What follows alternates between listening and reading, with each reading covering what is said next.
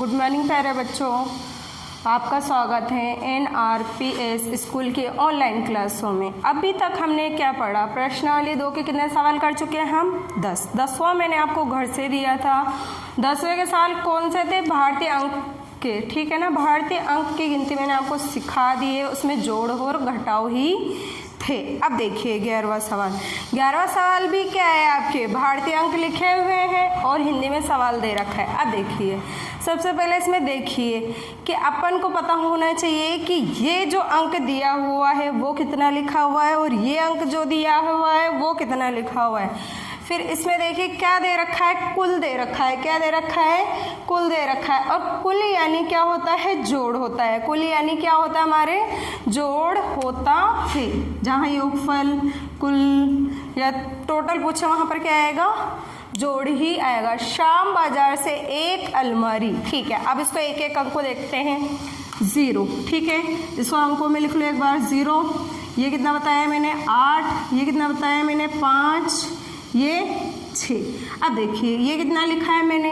इन अंकों में तो पहचान सकते हैं ना हम, इन्हें पहचान सकते हैं ना। वही ये अंक है, यानी कि यहाँ पर कितना दे रखा है? इकाई, दहाई, सैकड़ा, हजार। तो हजार कितना है? 6 और 500, सैकड़ा है तो 100, 6580, ठीक है ना। फिर आगे बढ़ते हैं। रुपए में एक पलंग खरीदी। अब देखिए ये कितना है आपके पास? 2, ये कितना है? 6, ये कितना है? 2, ये कितना है? 4, ठीक है। ये भी पहचान में आ रहा होगा कि कितना हो गया? इकाई, दहाई, सैकड़ा, हजार, यानी 2624। लेकिन सिर्फ ये हमारी समझ के लिए लिखा है मैंने, वे हमें समझ में आया मैंने इसलिए लिखा है, ना कि हमें करना किसमें? इन अंकों में ही करना है। यानी जब हम इस सवाल को हल करेंगे तो हमें हिंदी वाले अंक ही लेने हैं, यानी कि भारतीय अंक ही लेने हैं, ठीक है ना। इसलिए हम यहाँ पर ये वाले अंक मिटान देते हैं, यानी इसे रफ कर दो।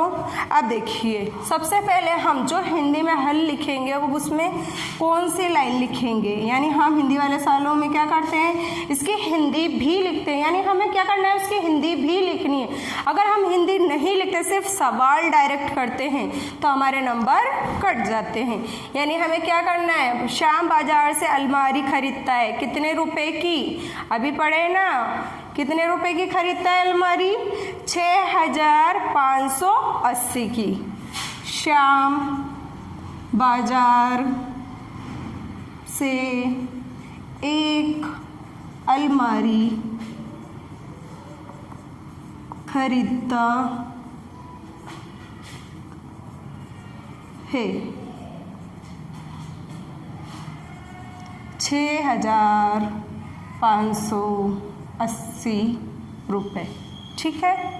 अब देखिए अगली लाइन क्या है? श्याम क्या करता है? एक पलंग भी खरीदता है, ठीक है ना।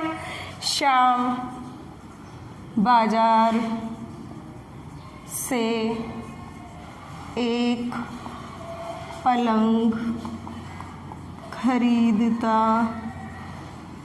है। कितने की?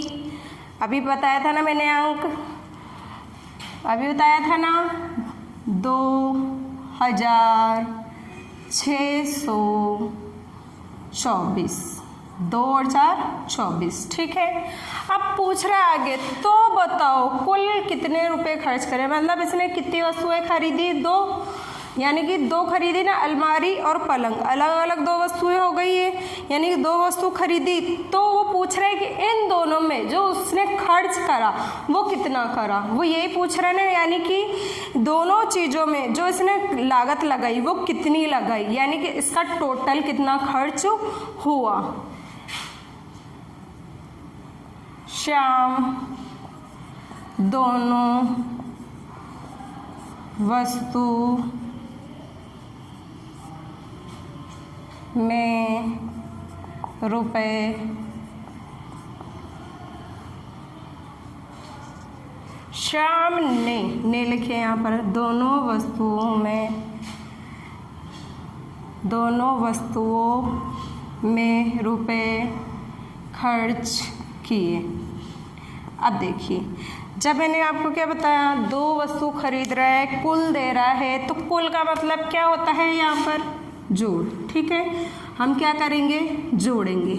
अब देखिए अंकों को पहचाने, भारतीय अंक है, मेरे हिसाब से आप 5वीं क्लास में पहली बार पढ़ रहे होंगे। भारतीय अंक 0 और 4, 0 और 4 को जोड़े तो कितना आया, 4 आएगा। क्या आएगा, 4 आएगा। अब देखिए अगला अंक क्या है, ये बताओ क्या है अगला अंक, 8। क्या है ये, 8। 8 और 2 कितना होता है, 8 और 2 10। 10 का क्या आएगा, 0। भाई जब भी हमारे पास 2 अंक आए तो इकाई का अंक हमें लिखना है, दहाई का अंक हासिल जाएगी। ठीक है, 0 लिख दिए। अब 1 इसमें कैसे हासिल लगेगी, 1 हम ऐसे लिखते हैं ना, तो हमें ऐसे हासिल लगानी है। अब देखिए यहाँ क्या है, ये 5, नीचे कितना है 6, 5 और 6 11, 11 और 1 12, 12 भी क्या हुए, 2 अंक हुए ना, 2 अंक हुए ना, तो हमें क्या करना है, इसका 2 ही लिखना है, यानी कि हम क्या लिखेंगे 2 और हासिल 1। ठीक है, अब देखिए 3 और ये 3 नहीं 6 और 2, 6 और 2 कितने होते हैं, 6 और 2 कितने होते हैं आपके, 6 और 2 कितने होते हैं 8, 8 और 1 9। टोटल कितना खर्च करा उन्होंने, टोटल कितना खर्च करा,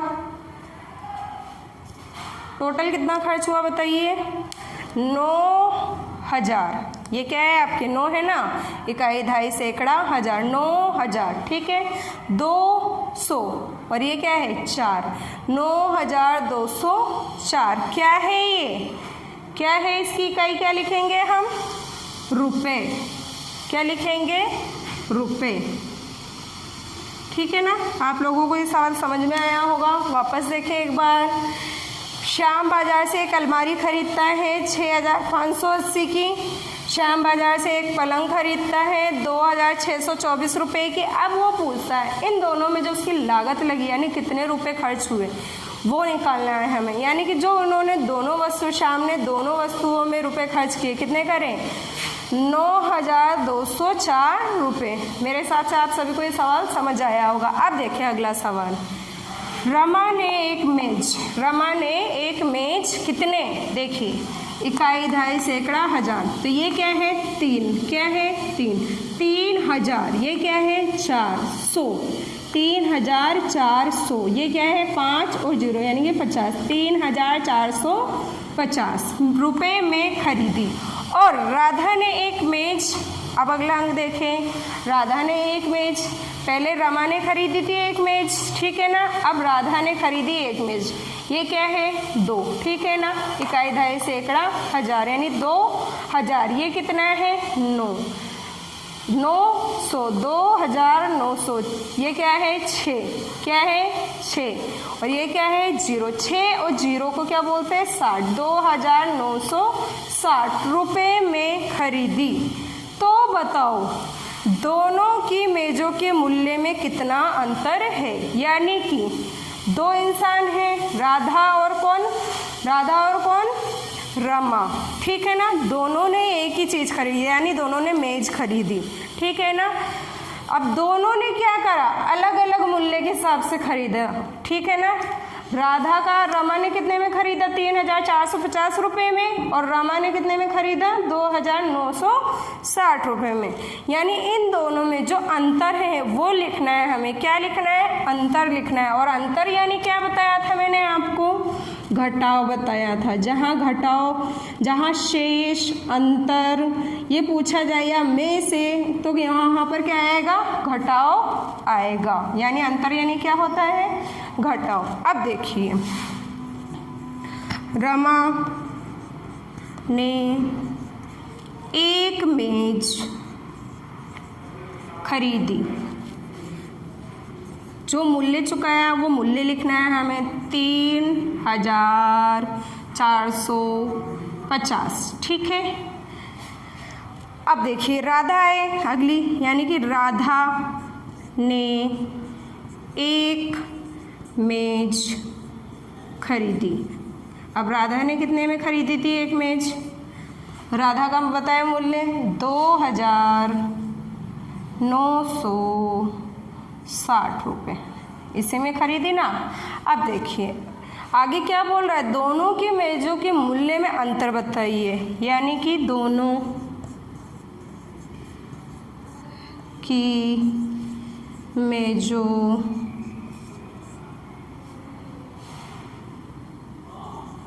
के मूल्य में अंतर। ठीक है, जहाँ मैंने अंतर बताया वहाँ क्या आएगा, घटाओ। क्या आएगा, घटाओ। अब देखिए घटाओ करना है हमें। घटाओ आप सभी जानते हैं कि ऊपर वाली संख्या से नीचे वाली संख्या को घटाना, यानी कि कम करना। अब देखिए 0 में से 0 गया तो 0, क्या आएगा, 0, क्या आएगा, 0। आगे ये क्या है बताओ, 5, ये क्या है, 6, क्या है, 6। अब 5 में से 6 घटता है क्या, नहीं घटता ना, तो अगले वाले से लेंगे। यहाँ क्या है, ये 4, ये क्या है, 9, यानी ये संख्या बड़ी और ये छोटी, तो यानी ये भी इसको उधार नहीं दे सकता, यानी आगे गए। अब क्या है, ये तो छोटी और ये है बड़ी, यानी इससे लिए, तो ये कितना हुआ यहाँ पर 14, और 14 में से 1 लिया हमने, तो यहाँ कितने बचे, 13, यानी कि 13। ठीक है, अब देखिए इसको हमने दिया तो कितना हुआ, यहाँ दिया तो कितना हुआ यहाँ पर 15, यानी कि 15 लिखे यहाँ पर। अब देखिए 15 में से 6 घटाने हैं हमें, 15 में से 6 घटाने, तो 15 में से 6 गए तो कितने बचे अपने पास, 15 में से 6 गए तो 9, 15 में से 6 गए तो 9। अब देखिए कैसे पता चला, जैसे कि यहाँ पर कितना है 6, उसके बाद क्या आता है 7, 8, 9, 10, 11, 12, 13, 14 और 15। कितने अंक हुए, 1, 2, 3, 4, 5, 6, 7, 8, 9। कितने अंक हुए, 9, यानी कि हमें क्या लिखना है यहाँ पर, 9 लिखना है। अब देखिए यहाँ कितना लिखा हुआ है आपके पास, 13, क्या लिखा हुआ है 13, ठीक है ना। यहाँ कितना है ये 9, ठीक है ना। 13 में से 9 गए तो कितने बचे, 13 में से 9 गए तो कितने बचे, 9 के बाद क्या आता है 10, 11, 12 और 13। कितने अंक आए, 1, 2, 3, 4। कितने अंक आए, 4। तो हमें कितना लिखना है यहाँ पर, 4 लिखना है।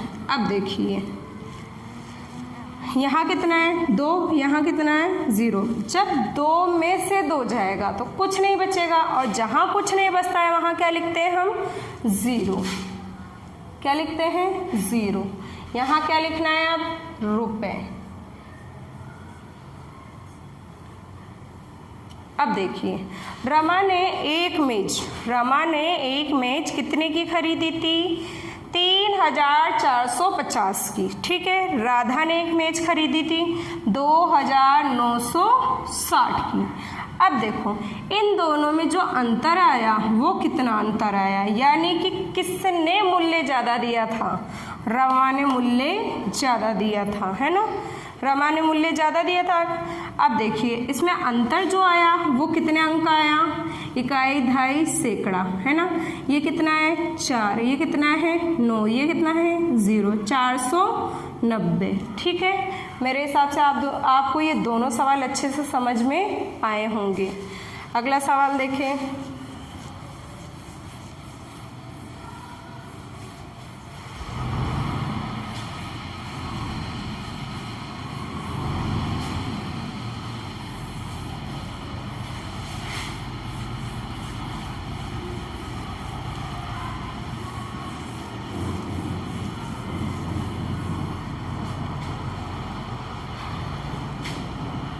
तेरहवां सवाल। अब 13वें सवाल को मैं लिखती हूँ और समझो आप और फिर करना है। देखिए पूछ रहा है ये 4 अंक, क्या बनाया मैंने ये 4, ठीक है ना, 4 अंकों की सबसे बड़ी और सबसे छोटी संख्या का योगफल, योगफल ज्ञात कीजिए। ठीक है,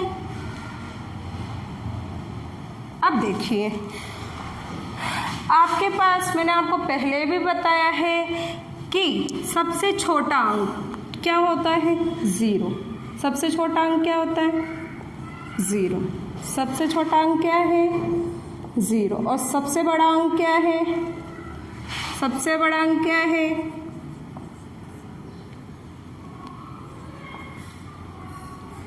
सबसे बड़ा अंक क्या है? देखिए 0, 1, 2, 3, 4, 5, 6, 7, 8, 9, यही खत्म होती है ना हमारा इकाई का अंक। भाई ये सब क्या है? हमारे इकाई का अंक। तो इसमें सबसे छोटा अंक क्या हुआ? 0। और सबसे बड़ा अंक क्या दिखाई दे रहा है हमें? 9। क्या दिखाई दे रहा है हमें? 9। तो सबसे छोटा अंक तो क्या है हमारे पास? 0। ठीक है, और सबसे बड़ा अंक क्या है हमारे पास? 9। क्या है सबसे बड़ा अंक? 9। अब देखिए, अब ये आगे अगर आपसे पूछता है तो किस तरीके से आपको बढ़ाना है। देखिए अभी तक तो ये पूछा एक अंक, एक अंक क्या है? 0। अब पूछे आगे 2 अंक, तो यानी हो जाएगा 10 छोटा अंक। 3 पूछे तो कितना होएगा? 0 बढ़ते जाएंगे। 3 अंक में क्या हुआ? 100। 4 अंक में कितना होगा? 1000। 5 में कितना अंक होगा? 10,000। ऐसे ही 6 में कितने अंक होंगे? 1,00,000। ठीक है, इसी प्रकार आप साथ में बढ़ा दे तो आगे 0 बढ़ते जाएंगे, सबके आगे 1 लगता जाएगा। और ये आपके सारे क्या है? छोटे अंक। 1, 2, 3, 4, 5, 6 तक लिखा है। अब इधर बढ़े, इसमें पहला अंक अगर 1 अंक पूछा जाए तो 9, 2 अंक पूछे जाए तो 99, और 3 अंक पूछे जाए तो 999, 4 अंक पूछे जाए तो 9,999, और अगर 5 अंक पूछे जाए तो 99,999, 9,99,999। ये कितने अंक हो गए? 1, 2, 3, 4, 5, 6। अगर आपसे इस प्रकार से पूछता है, क्रम बढ़ाता है, तो आपको इस प्रकार से लिखने हैं। सबसे छोटा अंक 0 अगर 1 पूछा जाए तो, और सबसे बड़ा अंक पूछा जाए तो 9। फिर उसका क्रम ऐसे बढ़ाते जाए, 1, 2, 3, 4, 5, 6। इस तरीके से आप अंक बढ़ाएं। 1 लग जाएगा, 2 आता है तो 10, 3 आता है तो 100, 4 आता है तो 1000, 5 आता है तो 10,000, 6 आता है तो 1,00,000। इसी प्रकार इसमें क्या है? 999, 999, 9,999, 9,999, 9,99,999। ये क्या है? आपके बड़े और छोटे अंक। अब देखिए सवाल में क्या पूछ रहा है? 4 अंकों की सबसे बड़ी और छोटी संख्या लिखनी है। तो हम क्या करेंगे? ये हिंदी वाले अंक है, तो हिंदी वाले अंक यानी भारतीय अंक हमें पता होने चाहिए। मैंने बार बार पढ़ा दिया आपको। अब देखिए इसका हल। 4 अंकों की सबसे बड़ी संख्या है। अभी बताई थी मैंने 4 अंकों की सबसे बड़ी संख्या कितनी बताई थी? 4 अंकों की, यानी कि 4 बार 9 लिखना। क्या लिखना? 4 बार 9 लिखना। ये मैंने क्या लिखे? 4 बार 9 लिखे हैं। ठीक है ना। अब इसको पढ़ते हैं हम। इकाई, दहाई, सैकड़ा, हजार, यानी कि कितना हुआ? 9,999। ये क्या है? सबसे बड़ी संख्या है। अब देखिए 4 अंकों की क्या बोल रही है? छोटी संख्या, यानी 4 अंकों की सबसे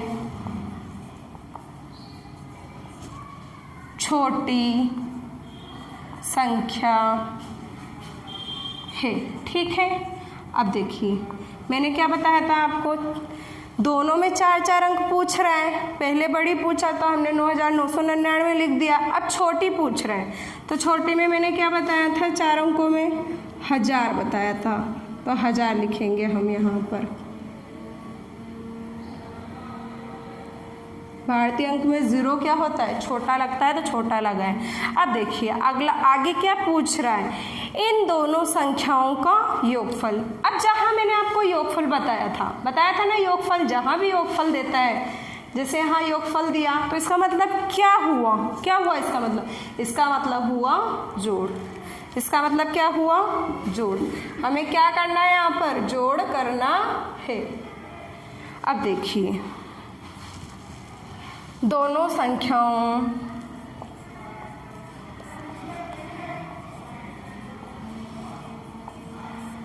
का योगफल, दोनों संख्याओं का क्या निकालना है, हमें योगफल निकालना है ना। तो योगफल यानी क्या बताया था मैंने आपको, जोड़ बताया था। अब देखिए अगर हम 9 के अंदर 0 को जोड़ते हैं तो क्या आएगा, 9 ही आएगा। क्या आएगा, 9 ही आएगा। इसी प्रकार 9 में फिर 0 जोड़े तो क्या आया, 9 आया। फिर 9 के अंदर 0 जोड़े तो क्या आया, 9 आया। अब देखिए 9 और 1, 9 और 1 कितना होता है, 10 होता है। कितना होता है, 10। तो यानी इकाई का अंक तो कहाँ, संख्या के नीचे, और दहाई का अंक आगे लिखे। अब टोटल कितना हो गया ये, यानी इन दोनों संख्याओं को हम जोड़े तो कितना हुआ, गिनो। इकाई, दहाई, सैकड़ा, हजार, 10,000, यानी कि कितना हुआ, 10,000। ये क्या हुआ, 10,000, ठीक है। ये क्या है, 900, 10,900। ये क्या है, 9 9 कितना होता है, 99 ना, 10,999। मेरे हिसाब से दोनों ये सवाल आपको समझ में आया होगा।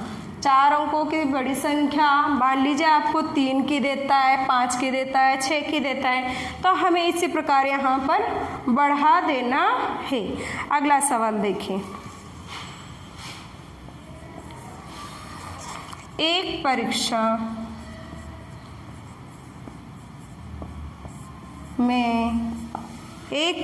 में कितना लिखा ये मैंने, 2 6 4। 2 6 4 को क्या बोलेंगे, 264। छात्र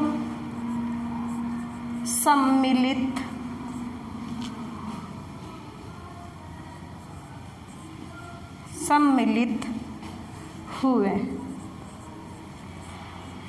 इनमें से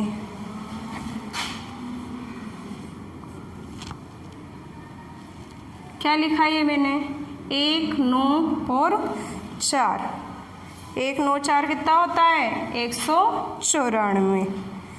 छात्र उत्तीर्ण यानी क्या होता है, पास। क्या होता है, पास। उत्तीर्ण हुए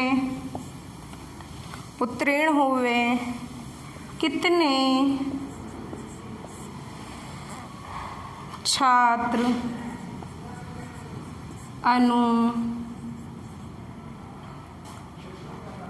उत्तीर्ण हुए।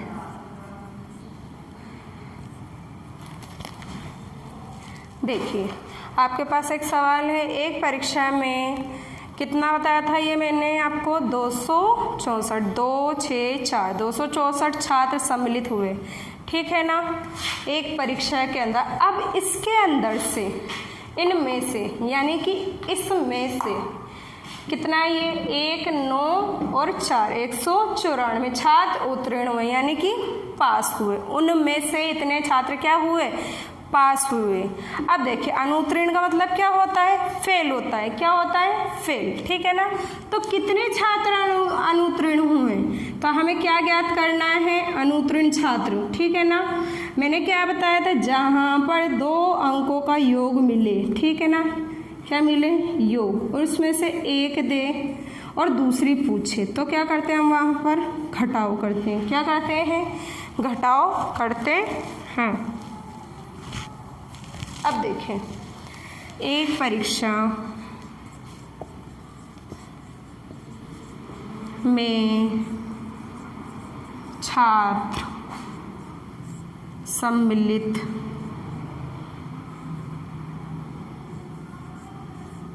सम्मिलित हुए। ठीक है, कितने हुए थे सम्मिलित? 264। ठीक है, अब इसमें से जो फेल हुए वो कितने हुए? इनमें से फेल नहीं, पास, इनमें से उत्तीर्ण छात्र की संख्या है। ठीक है, कितने उत्तीर्ण हुए? 194। ठीक है, ये टोटल है, उसमें से हमें पास वाले छात्र मिल गए। अब पूछ रहे हैं जो फेल हुए थे वो कितने हुए? अनुत्तीर्ण छात्रों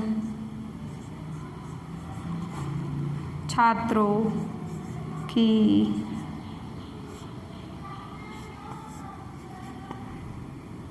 संख्या है। अब वो तो हमें पता नहीं है कितने हुए फेल, तो क्या करना है? हमें घटाव करना है। क्या करना है? घटाव करना है। अब देखिए, 4 में से 4 गए तो कितने बचे? भाई जब हमारे पास ये समान संख्या है उसको घटाना है तो कितना बचेगा? 4 में से 4 गया तो क्या बचा? कुछ नहीं ना, यानी कि क्या लिखेंगे? 0 लिखेंगे। क्या लिखेंगे? 0 लिखेंगे। अब देखिए, अगला अंक क्या है? यहाँ पर 6, यहाँ क्या है? 9। अब बताइए मुझे, छोटे में से बड़ा घटता है क्या? घटता है क्या?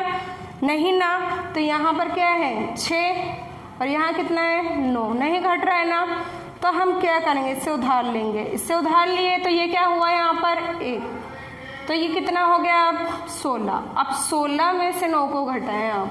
ठीक है, यहाँ तो क्या बचा? 1। क्या बचा है यहाँ पर? 1। क्या बच रहा है? 1। और यहाँ कितना हुआ? 16। अब 16 में से 9 को घटाए तो कितना बचा?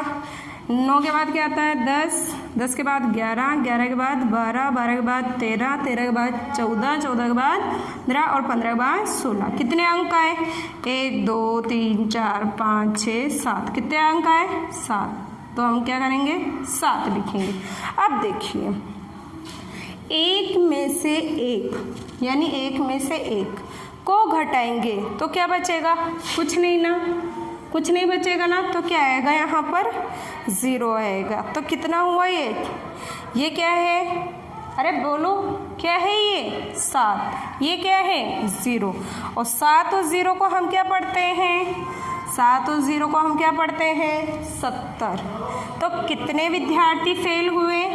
70 विद्यार्थी फेल हुए। अब एक बार वापस देखिए, एक परीक्षा में 264 छात्र सम्मिलित हुए, इनमें से 194 छात्र अनुत्तीर्ण हुए।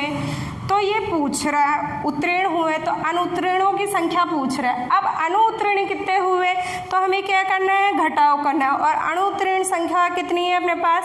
70 है। अब देखिए, आपको गृह कार्य करना है।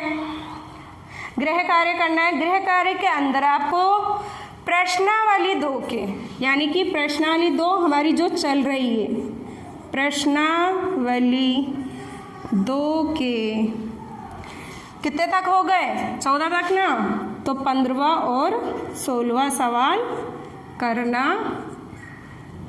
है। ठीक है, आप सभी को मेरे पढ़ाए हुए सवाल समझ में आए होंगे और अच्छे से काम करें और समझ के करें। भारतीय अंक को बार बार पढ़ते रहें और रिपीट करते रहें। धन्यवाद।